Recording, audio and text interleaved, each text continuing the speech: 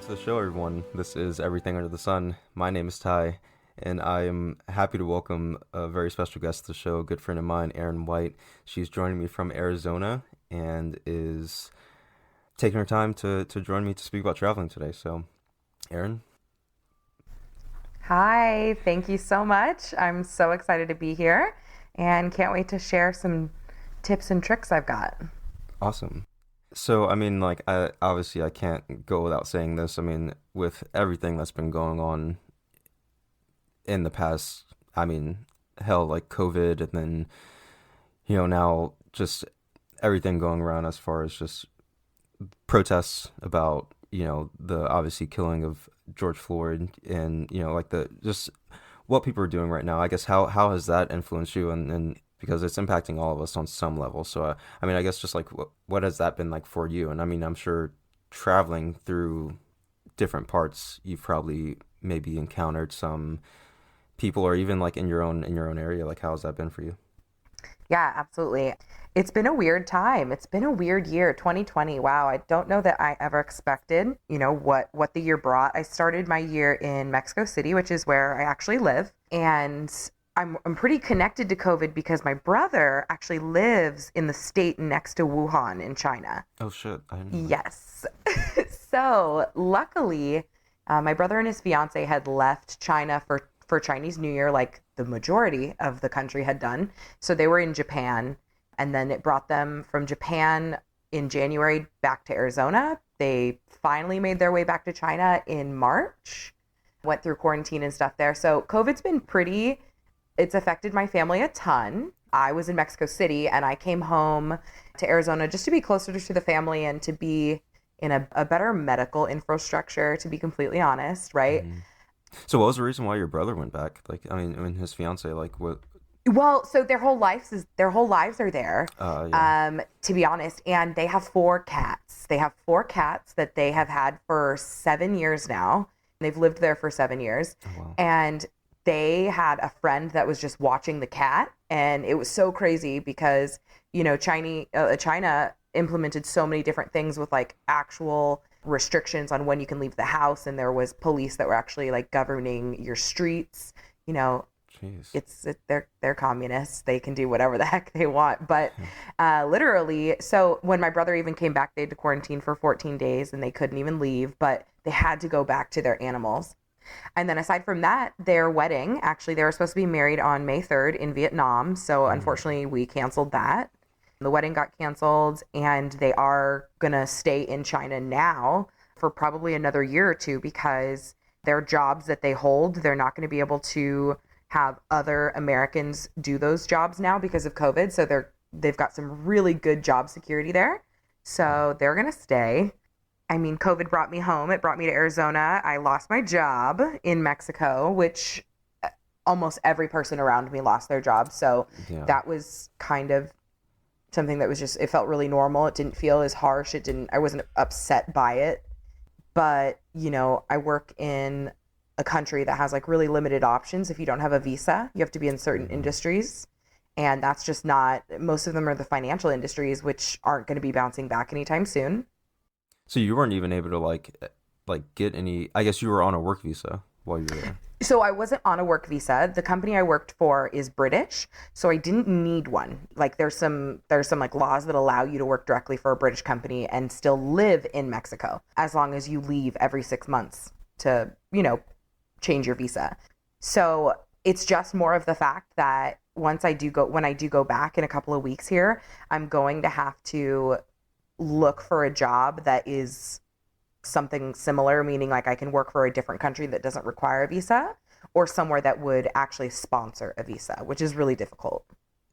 Yeah. I mean, I feel like especially now there's so many, I guess, travel bans in countries that aren't even allowing visas, or at least putting more restrictions on visas, from what I understand. Yeah, no, absolutely. And it's also one of those things where like there are already so many of like the Mexican people and Mexican nationals that lost their own jobs. Hmm. I personally am not over here trying to take something from a country that's not mine. Yeah. That's just kind of my personal feeling on it. But thankfully, I have savings and Mexico's not that expensive. So I am going to be able to go home and I'm still going to be able to live and pay for my lease for a couple of months while I kind of sort it out. So, Nice.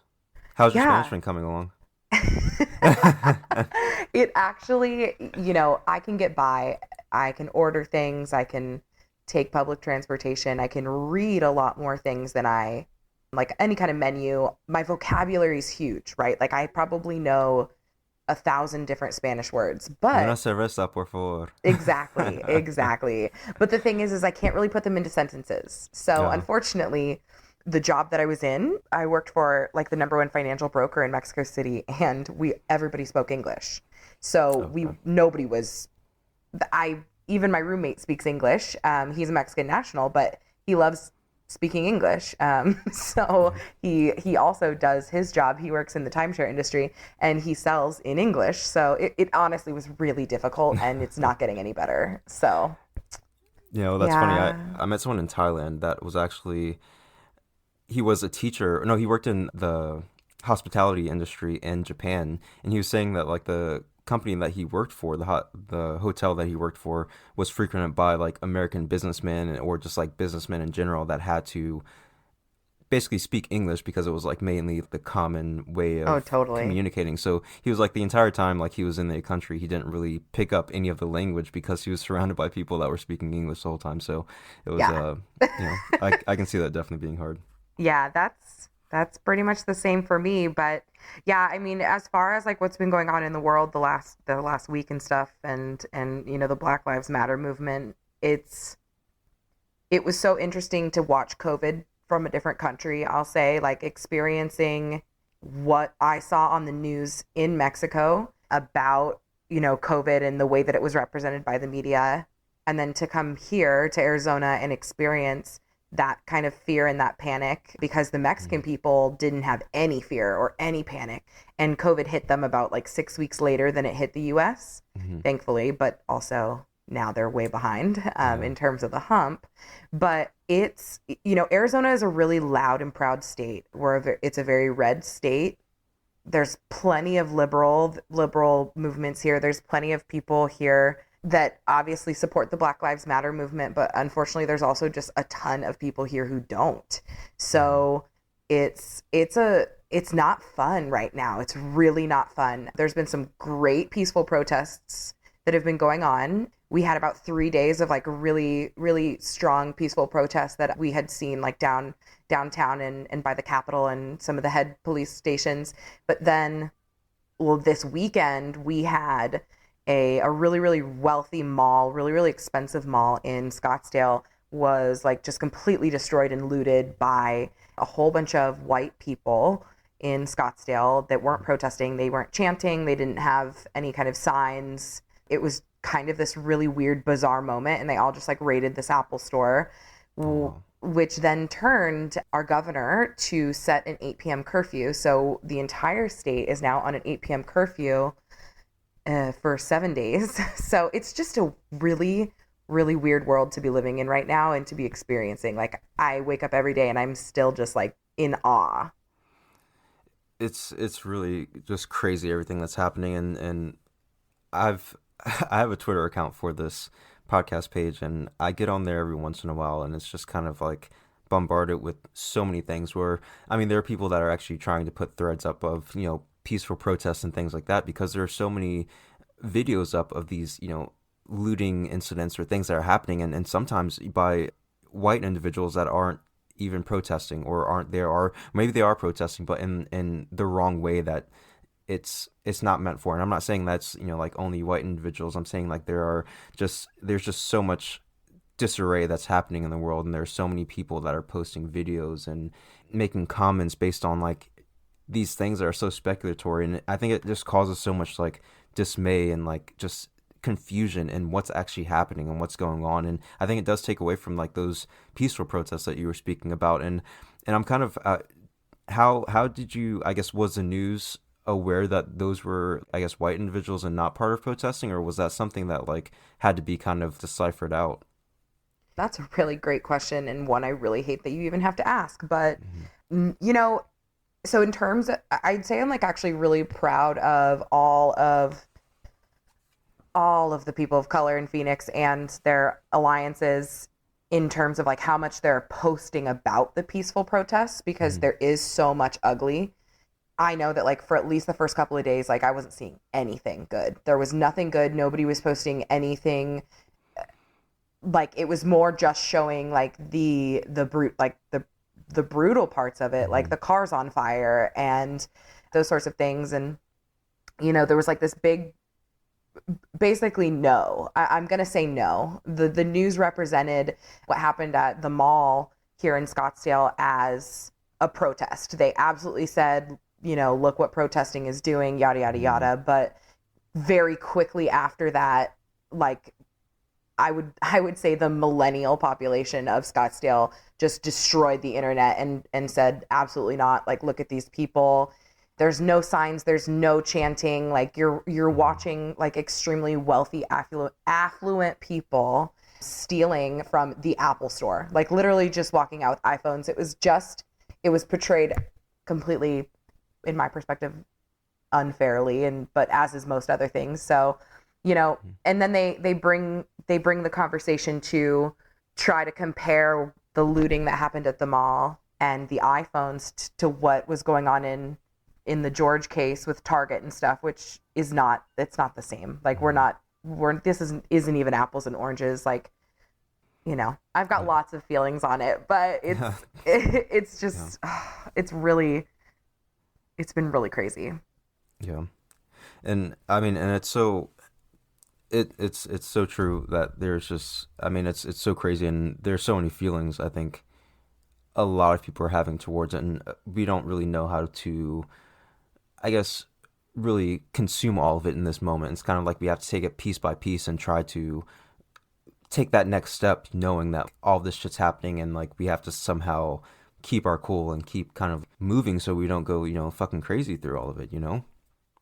Yeah, no, I mean, how do we just went from being in like a quarantine and not seeing people and not being around people. And I mean, I, for one, can tell you that I've probably felt more emotions or been having to deal with more emotions like during this quarantine than any other significant time in my life. And so to have something like this, like come to light, I think that we're seeing like more people angry now than Trayvon Martin or all the others Mhm. that we can name.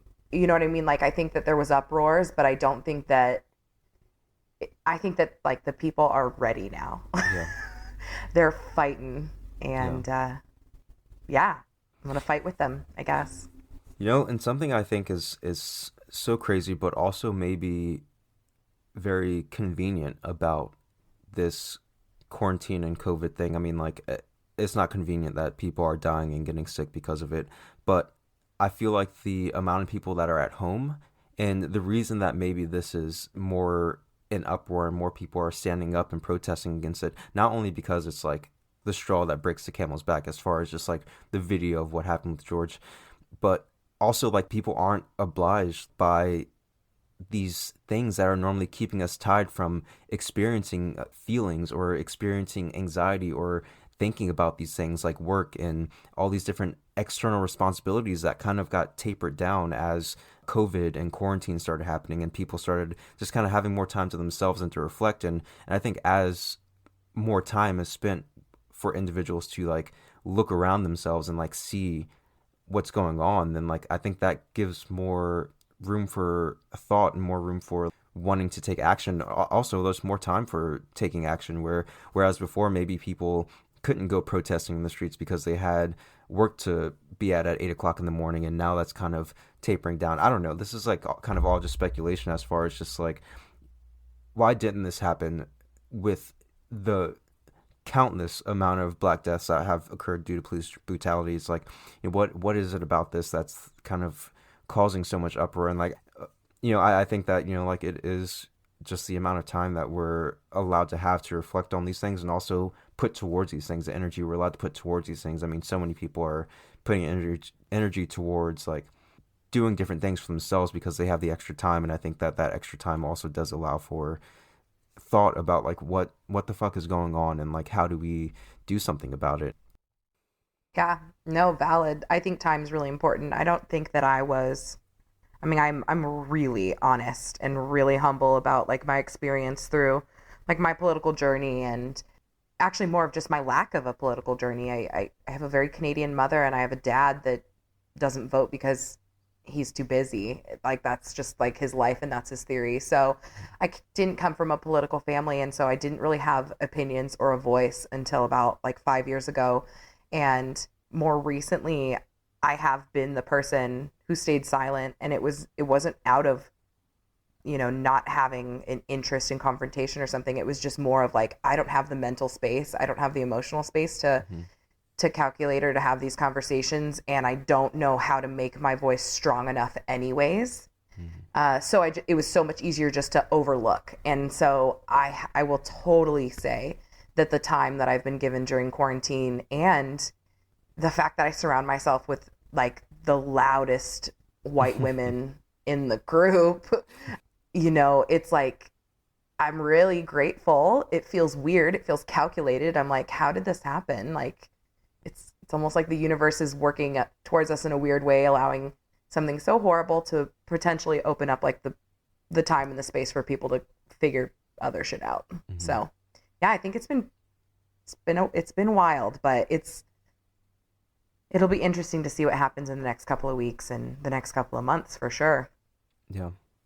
Yeah, and I think something that's like so easy to forget during this time and so easy to not see when we're kind of always faced or thrown with these crazy videos or like this negativity into our face. It's very difficult to realize that, like there's still life to be lived. There are still things that are being fought for, and we kind of spoke about this earlier, just about like that there needs to be that kind of reinforcement of these positive things that we're fighting for, because we all search for happiness. We all move towards happiness. We want equality because equality is happiness, and or at least a form of happiness where like that is what we're fighting for. But we want equality in life. We want equality in love and happiness, and there are so many things that encompass that, encapsulate that, and it's very hard to kind of remind ourselves of those things and move towards those things that kind of bring us happiness in this time when we feel like there's nothing but despair around us. And I guess like I love that like there are people that are sending positivity and spreading love and trying to not turn away from the topic, but to remind others that there's still life that's being fought for, and that's what we're fighting for, these experiences that we wish to have, these like hoping that our children and grandchildren can grow older in a world where they can have fun and be free and laugh and travel and like and be happy within themselves to explore life in all these ways that we're trying to explore them now in our lives today. So um Yes.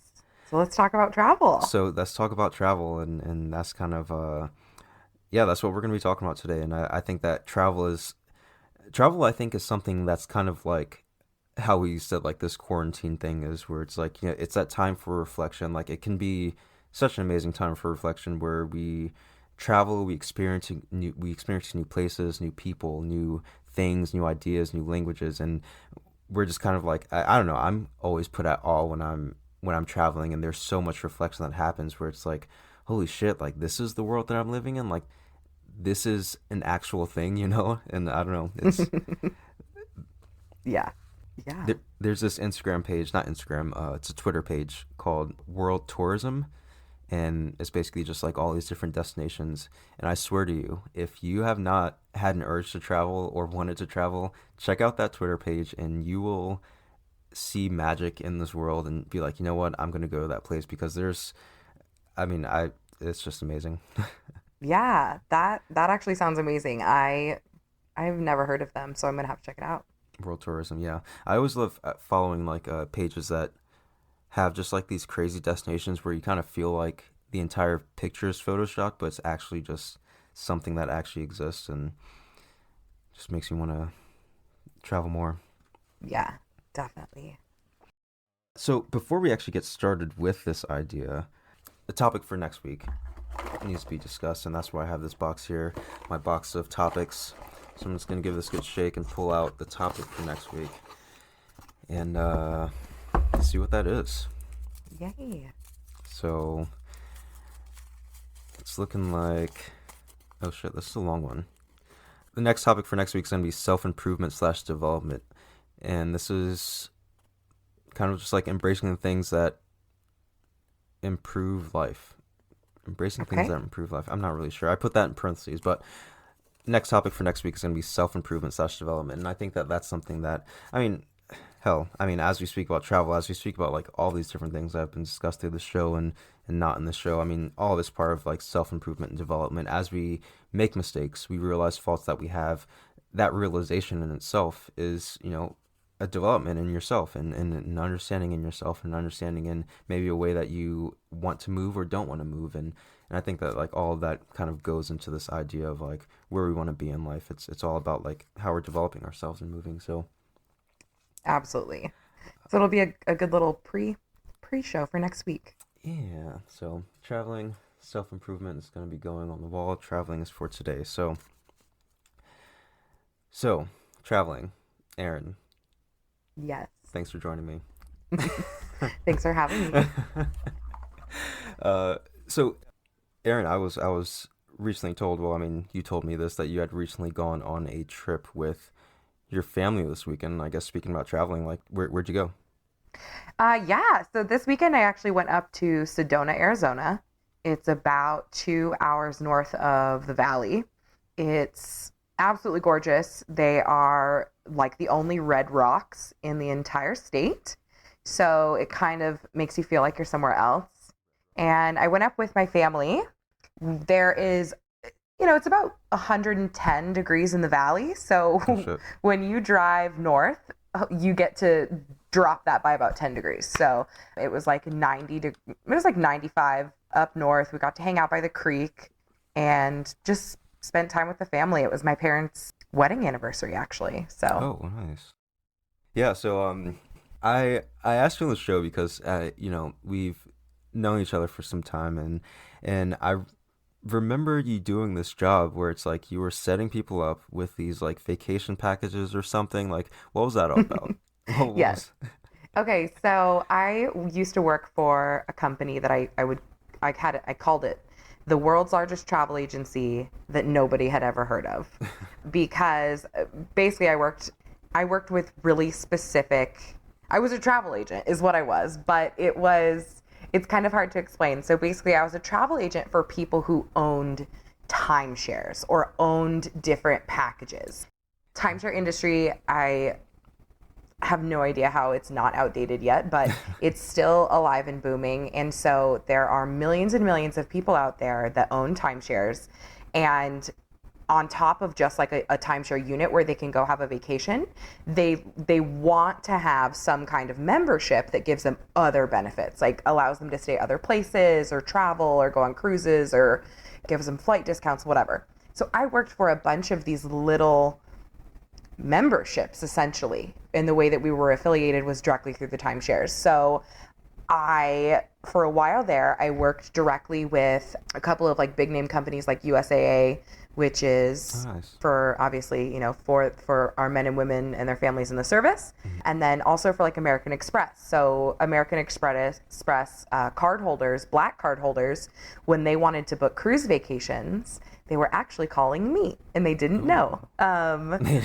Well, they did. They were calling a sub, the sub company of American Express. So it was a really, really cool experience. I got to work with different age groups, different lifestyles, different, socioeconomic backgrounds. Got to do lots of different stuff and send people to like basically like their bucket list vacations, their big vacations. It was wild. And I did that. I was in the industry for about 7 years up until the end of last year when our Oh wow. company was purchased and almost everybody lost their jobs. But yeah, so that sucked. But it was a really interesting career for a while there. So I loved it. So you weren't actually you didn't actually do timeshares. It was just like Right. We were not the timeshare people. It was everybody who has a timeshare has to belong to an exchange company where they can basically be like, hey, come stay at my week here in Hawaii and I'll go stay at your week in Spain, something like that, right? Where they trade. We worked for those companies. Nice. Yeah. So you basically like organize people's trips, like where they're going to be staying if they get a certain hookup package or something like that. Did you ever hook people up? I mean, I definitely didn't have like a direct hookup, Okay. but the whole purpose and like the point was to get the absolute best pricing and like and benefits, any kind of benefits that like cruise lines were offering, any kind of deals that they would see out there, like that were offered to the general public, we would have better deals. So like everything was always better through us. And if it wasn't, then we would definitely match whatever it was that they could find and show us, like online or something, and then give them extra perks. So it definitely was huge discounts, huge savings. It was awesome. Nice. So wait, the company that bought them over, was it like another travel company or? So this is the easiest way I'll explain it. The previous owners of my company, their names were John and Marsha Rowley, and 23 years ago, they were in Florida and they were at a timeshare presentation and someone was trying to sell them a timeshare. They already owned a timeshare, but they asked him like a really simple question. They were like, hey, what if I wanted to take this timeshare and instead of like going and staying at another resort, so doing like a land for land exchange, what if you gave me a cruise instead? And the guy was just laughing and he was like, that's not a thing, that doesn't exist. So John and Marcia created Made it exist. the only proprietary cruise exchange. And then they started partnering with like Carnival Cruise Lines, and there's like the world's largest timeshare exchange company is called Resorts and Condominiums International, RCI. A lot of people might be familiar with it. And so because of the relationships they had with these people and these big names, they turned it into $1 billion company in 22 years, and then they sold it. Jeez. Talk it's about I mean, it literally was an idea. Like that was what we would tell people. I worked for a mom and pop shop that literally started with somebody who had an idea, and then she found people who could back her idea and build the technology and things like that for it, and there they are. dreams really do come true. I know. Now they probably have some like amazing house and their best destination, you know? You know, it's funny. They actually have their house here in Arizona, in Scottsdale, Arizona. They have a massive, massive compound, but they have a vineyard that they're working on. So they started a wine company for fun. You know what? And on top of that, Marcia, who is the wife, the idea, she she's a huge philanthropist now and like has all of her charities that she always supported and things like that, all local charities. So she's focusing on that, and then John's taking care of the vineyard. So Nice. Well, you do know you know what? them personally? Because I I would do. I do know them. get the hookup on some wine tours. Yeah, I'm not sure what's going on with that, but I do know that they have I've had some of their wine before, so I do know that it's real. The Rowley Estates. It's, it's real wine. It's not church grape juice. Right, exactly. So you set up a lot of packages and vacations and stuff for people. What were like? Were there any like popular ones like people wanted to go to often or? Yeah, absolutely. So I always say there's like, it kind of depends on what we're talking about in terms of travel. So you've got people who love to cruise. The cruise industry is insane. People who cruise, they usually cruise often. So if you're somebody who loves cruising, you've been on a cruise probably 3 times a year. Oh, jeez. And it's something that isn't one of those like gray areas. You don't like kind of enjoy a cruise. You either love it or you don't cruise. So cruising is huge and always was like a really big part of the industry. And when it comes to cruising, you've got like two different kinds of cruisers. You've got people who want to go to party. And so you've got people who are looking to like party on the ship and just hang out and do like beachy Caribbean things. And then you've got your people who are looking to go on actual like experiences. So that's your Alaskan cruises and your like New England cruises that take you from Boston all the way up into Quebec so you can like see the leaves change and things like that. So Nice. honestly, Alaskan cruises were 100% like the number one cruise. What do you see? Like glaciers and seals? Yeah, so it's honestly, it's like, oh, I love cruising. But so Alaskan cruises are first and foremost, you can only go on an Alaskan cruise April, May through September because there's What? glaciers and the water freezes. Oh, Titanic. So Yeah. Okay. yes. So Titanic is real. Different ocean, but it's okay. Jeez. Still cold. Cut that out. Cut it out. But no, it's okay. Still an iceberg, very important. But the thing is so like basically you do a couple of different things when you go on an Alaskan cruise. Usually you're going to start down in Seattle, Vancouver area, or you're going to start up near Anchorage. And to go from Anchorage all the way down to Seattle, it actually is going to take 14 days. So that's like the full 14-day tour where you'd actually get to see a ton of just like cities like Juneau and Skagway and Ketchikan, which are parts of Alaska that you can only access via boat. Yeah, So they sound there's a huge point of doing that. You get to go through like thousands and thousands of like protected wildlife and land. So the possibility of seeing, bears, moose, whales, the whole 9 yards is like absolutely crazy because the land is untouched. So they're everywhere. wow. And then on top of that, you do actually get to go to huge glaciers. There's like five like the largest, and the largest like tidewater glacier is in Alaska. So you get to do that. You get to see that. You get to be out on the ship, and the cruise ships will do like a 380-degree turn so that like everybody can actually get the Oh, good wow. side, right?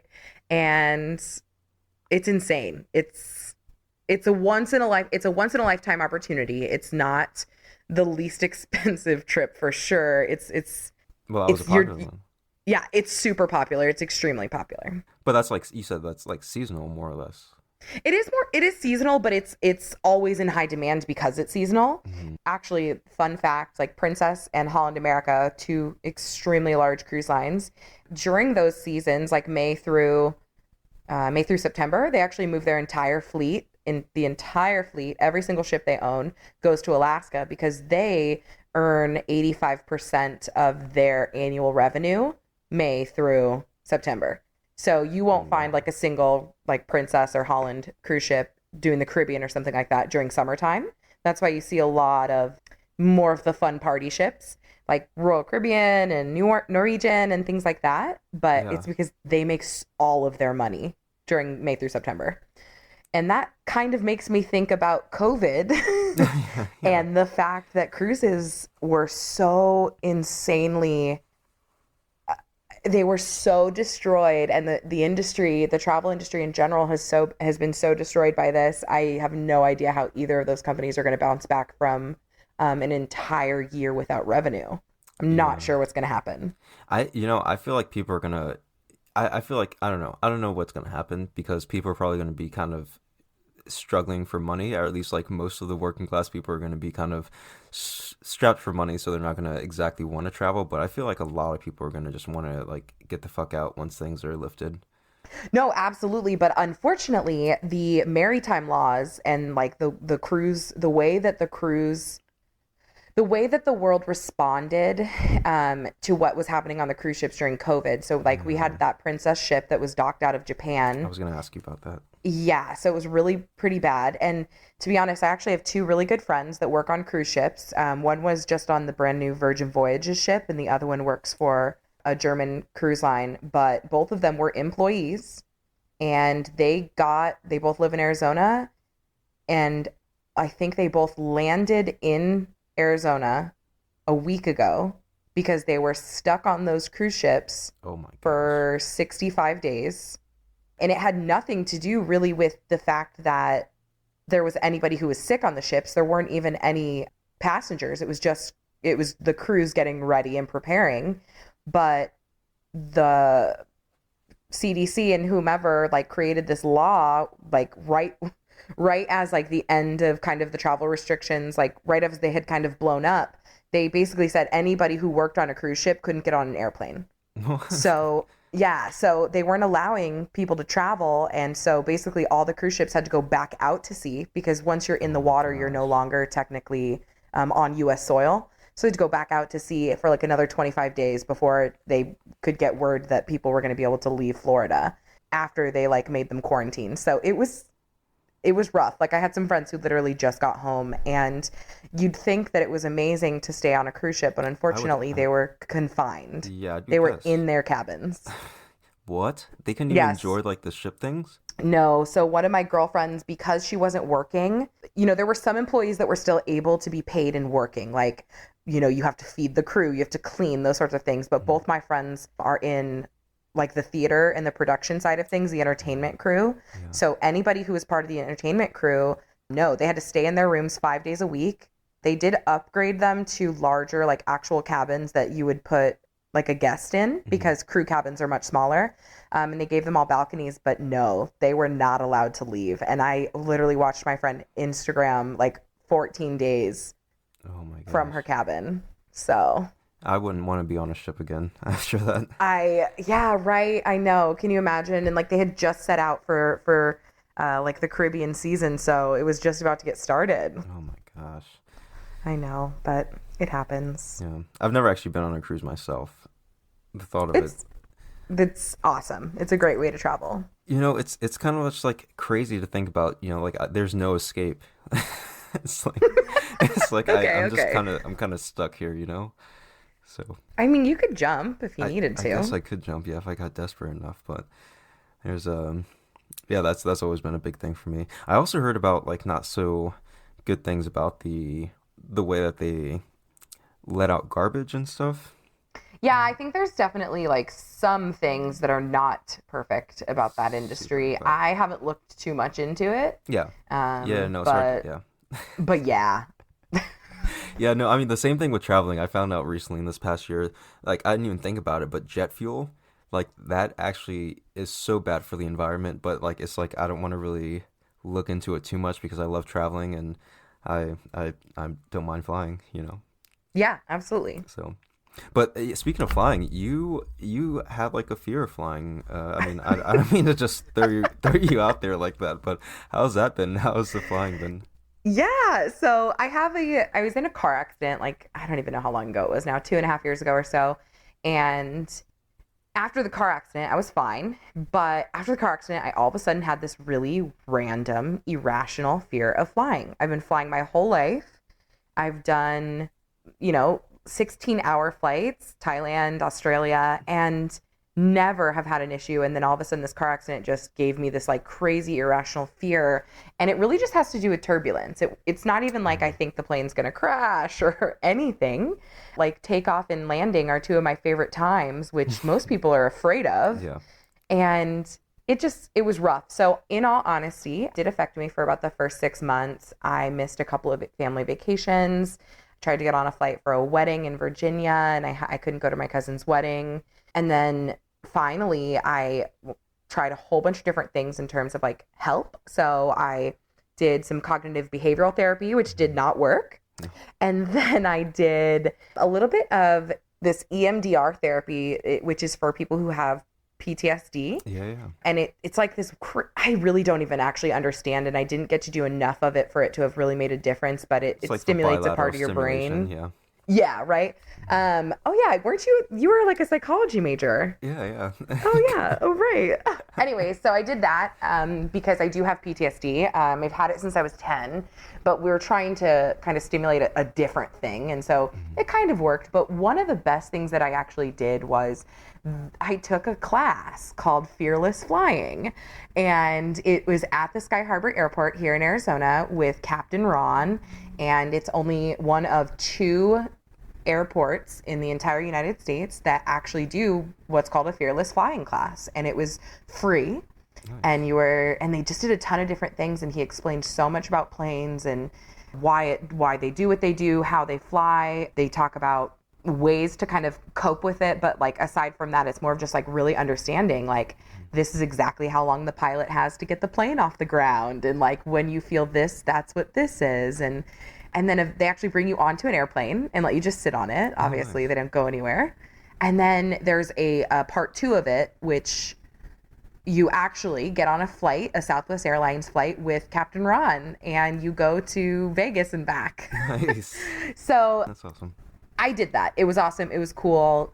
Thankfully, most of my traveling, I'd say probably in the last 2 years, has really been flights that were not longer than like 3 hours. So I've been okay. Right after my car accident, though, I did get on my flight to Australia and then flew about 12 times in the next 2 weeks. Oh, jeez. So it it affects me. It was to the point where I couldn't get on the plane, but now I'm fine. I can get on the plane. I have my routines. I know what's going on. Honestly, I usually just hang out with the flight attendants sometimes. Like if I get anxious or something, I just go hang out in the back with them They and are talk to extremely them. calm, like always. Yeah. I mean, they have to be. Yeah. Can you imagine So, them panicking when turbulence happens? yeah, no. See, I could never be a flight attendant. I could never be one for uh, sure. I do remember you talking about your trip to Australia. That was when like you hadn't seen your brother in a long time, and like he had met y'all there or something. No, he met us in, well, okay, sort of. He met us in Thailand, and Oh, then he also met us in the Mediterranean, and I hadn't seen him in a long time. Australia was kind of just a random trip to see my friend Nat get married, who lives in Australia. oh, nice. Well, But it was awesome. sweet. So I guess like I mean, obviously you're a fan of traveling and getting over flying slowly but surely is sure it's helping with that. But I guess like do you have any like destination spots that are just like favorites of yours? You've been to Thailand. I mean, I heard a few places that you've name dropped. Yeah, so honestly, Thailand is just one of those places that I would go back to right now. Like I Yeah. would go to Thailand before I would even go travel somewhere new. It was, I mean, you went, obviously. You did go, right? Didn't you Yeah, say yeah, that? yeah. It was there Yeah, for a okay, month. right. Yeah, it was like probably just like one of the coolest experiences. You know, my thing with traveling, everybody travels for a different reason. Mhm. And everybody travels differently in general. Some people want like an Airbnb experience or a bed and breakfast. Some people want to stay at the Ritz-Carlton. Like it just kind of depends. And my experience with traveling is definitely more adventurous, I guess I would say. Nice. So like I'm down for hostels. I stayed Oh in yeah. hostels all through Australia. In Mexico City, when I first went down there before I actually moved there, you know, I would always stay in a different colonia each time so I could experience what it was like to meet people and eat their street food and those sorts of things. Like I'm all about the art, and I travel because I want to experience cultures. Yeah. So that was the only thing for me with Australia is beautiful. It's so cool.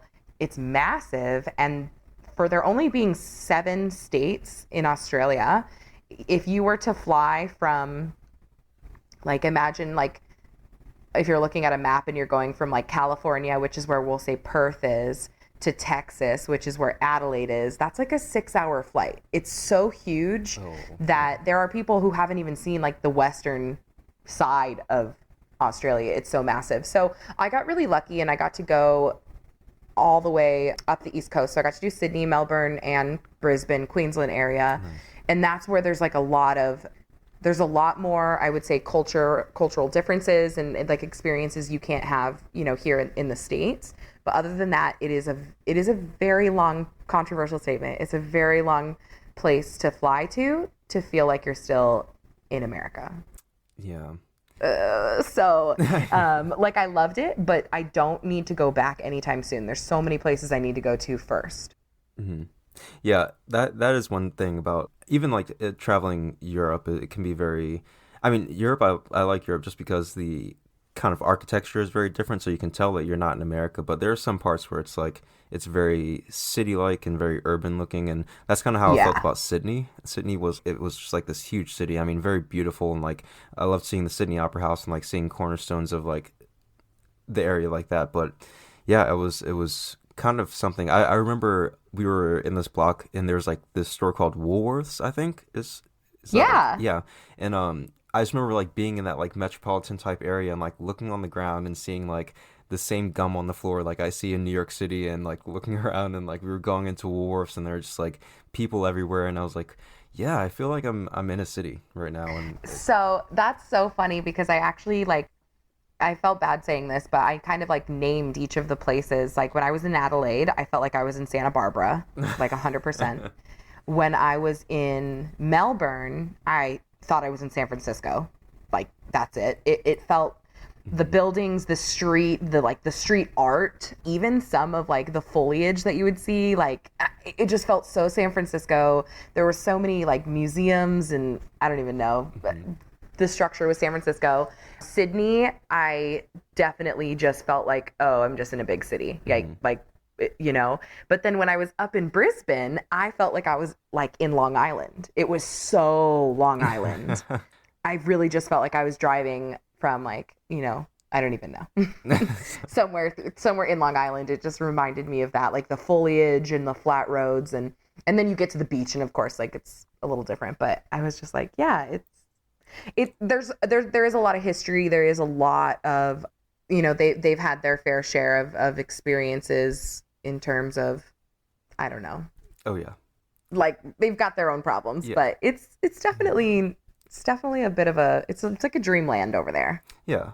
I mean, and it's definitely interesting. I think that that's another amazing thing about traveling is that like we can go to different places and find things that are so similar and so, relatable to being back home, but also like those little spots of where they're slightly different. But, then also going to places like, Thailand where it's like I thought that Bangkok was like very city-like, but also so different than like any city that I've experienced before. And then you go to like different parts of the country and you're just like, holy shit, is this even the same place? Like places like in the mountains where it's just like Yeah. all small shops, like very few people speak English, and it's like I don't know, that's something I love, and I remember I guess you just said that like you kind of love that Love it. cultural aspect of things and being out in the elements and stuff. So Yeah, definitely. I mean, it's like the entire reason why I moved to Mexico. People ask me all the time, like, why would you move to Mexico City? And it's something different every day. It's like the cultural differences, like everybody is so much more emotional,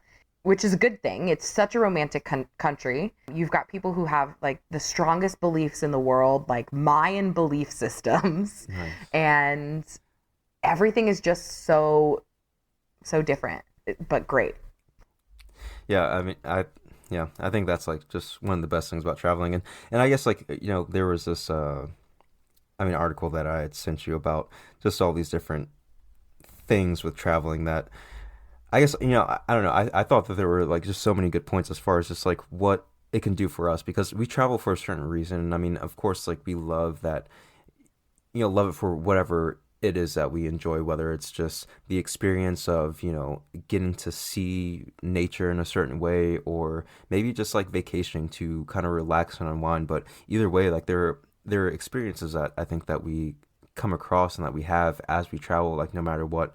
And I think that this article, it was like, if any of you are interested, it's just like an article that says like the 17 reasons why around the world travel is good for you. And I mean, you can just Google this if you want to. And it just has like, yeah, just like these 17 points of just all these different ways of why traveling is so good for you. And like one of the points that was like the third point, it says traveling helps you learn who you are.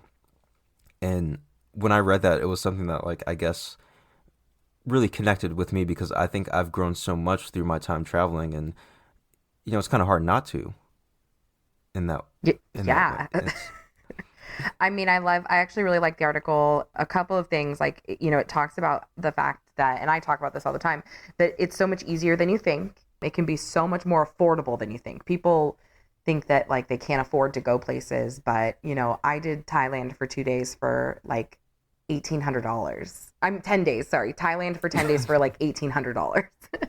And there's so many ways that you can travel, like, cost effectively.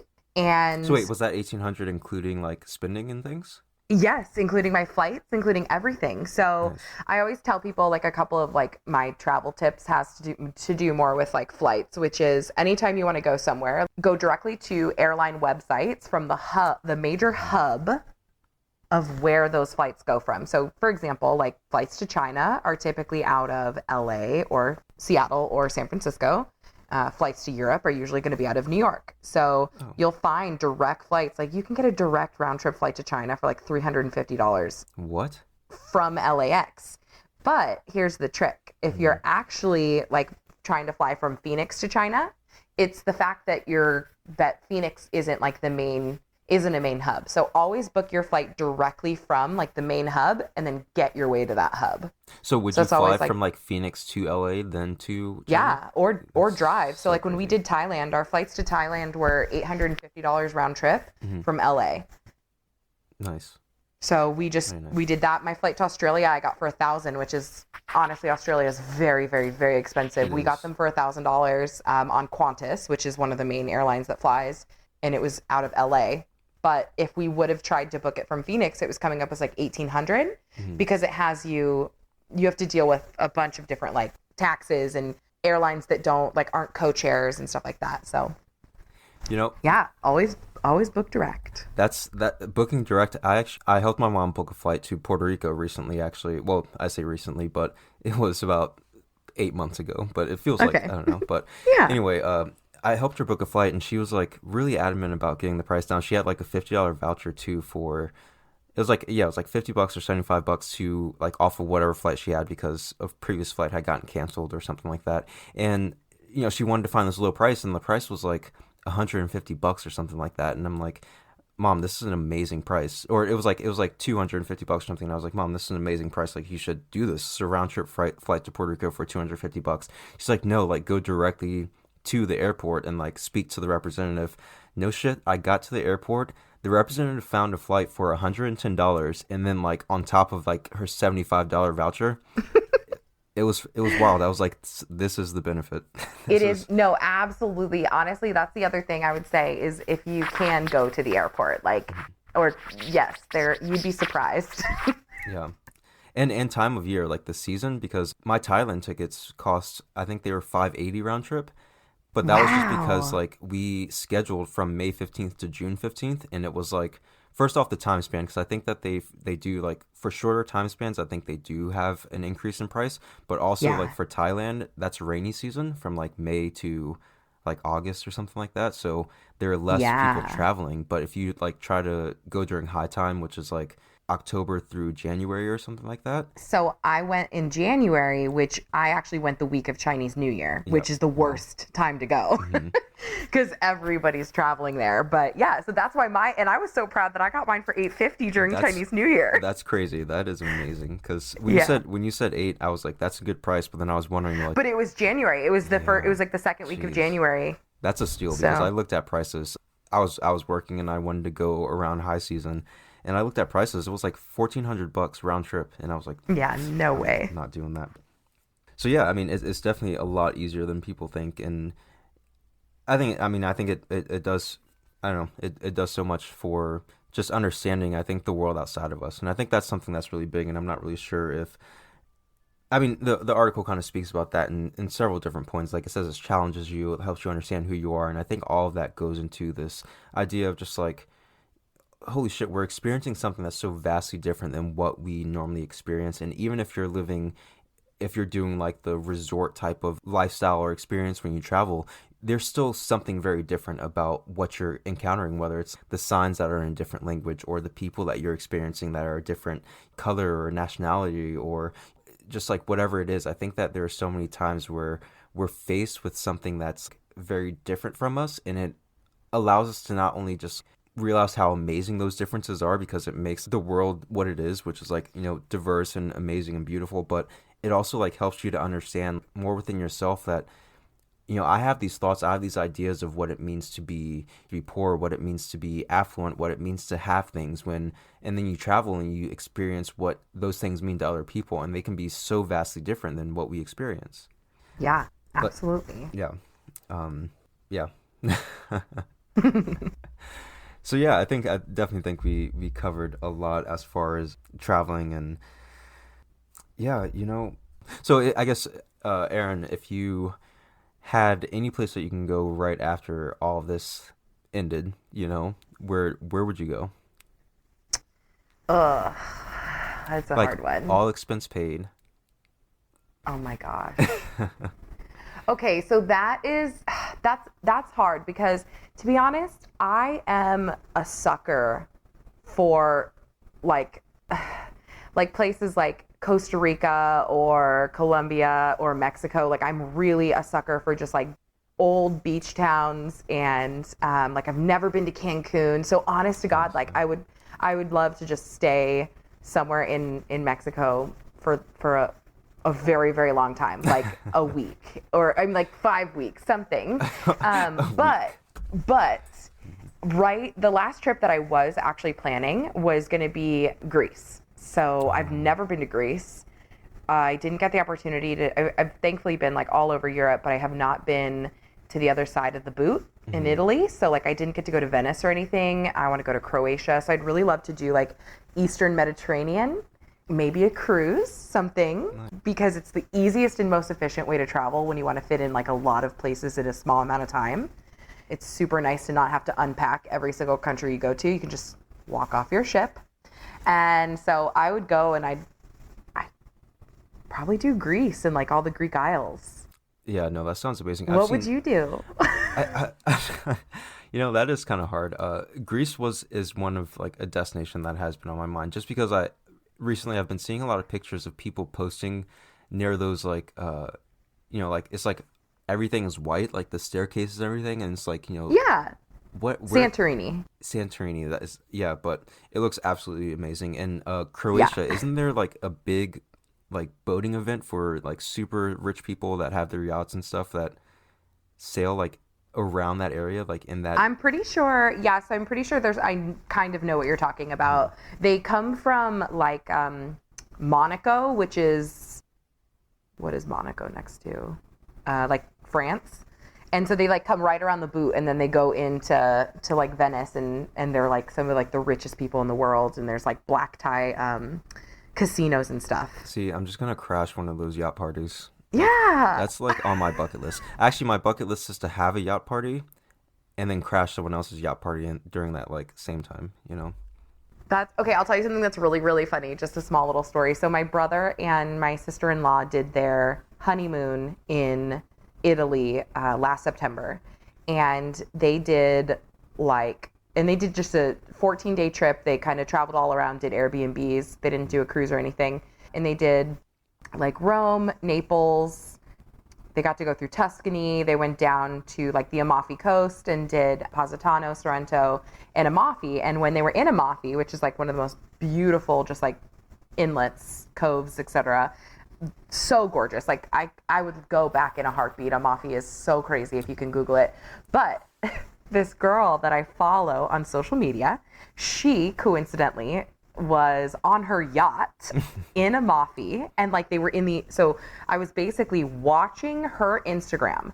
She had her husband paid for fireworks, and my brother and my sister-in-law saw the same fireworks that I was watching from Instagram. No way. From like their hotel. And I was like, oh my God, my friend or not my friend, this social media influencer is currently like on her yacht filming like the shore where the fireworks were. And then my brother and sister-in-law were basically like above the fireworks in their hotel. And I just thought it was so funny. I was like, oh my God, I've been there. They've been there. Now this influencer's been there. But the whole point was she was on her yacht, and I would love a yacht. I mean, I feel like even just saying yacht is just like I don't know. I feel like there's a wealthy taste in my mouth just from saying it. Yeah, absolutely. But, uh, but yeah, I guess I wouldn't even know where I would want to go. Brazil is definitely a place that I've always wanted to go, and I think it'd be beautiful, beautiful people, beautiful place, like warm, and I get to see the rainforest before it's completely gone. Yeah, that's kind of, I've never been like one to enjoy, or I mean, I enjoy like a luxury vacation type of thing, but I've been more of a hostel person myself, and like traveling and, not understanding and getting lost. I actually got lost in Amsterdam. I was with some friends and we were in the red light district, and they were kind of doing their own thing, and I was like, you know what, I'm gonna do my own thing, and I actually ended up leaving, and I found my bike finally because everyone's biking in Amsterdam. I'm biking and I leave the red light district and I have no idea where the fuck I'm going. I think I know where I'm going, so I'm biking furiously in this one direction, and 5 hours passed and I'm still biking like around the city. And it just so happens that there was this homeless guy that was like watching me. I guess it was my third time biking by the same street. And he was No. like, hey, do you need some help finding where you're going? And I was like, yeah. And I was like, how'd you know I was a tourist? He was like, because your bike, like the bike was rented from the hostel, so it was just like orange and blue, like just completely obvious. And yeah, he took me exactly to like where my hostel was, and I felt so bad because he asked me for some money afterwards, and I only had like €5 or €7 on me, and like I gave him everything I had, and I was like, I literally don't have anything else to give you, but I don't know, that was just it was a great experience, but I still feel bad to this day that I couldn't give him more because he watched me go by 3 times, and I was distressed at this point, like just like where the fuck am I? And he even gave me some tips as to like how to recognize like the streets and which direction I'm going, but I completely forgot. So um, Wow. Oh, yeah, fun experience. I'd do it again. Um, that would be great. That would be super fun, actually. yeah.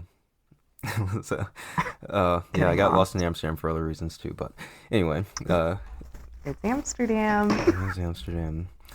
Um, but Aaron, this has been an amazing conversation. Thank you so much for joining me and sharing your words and your stories.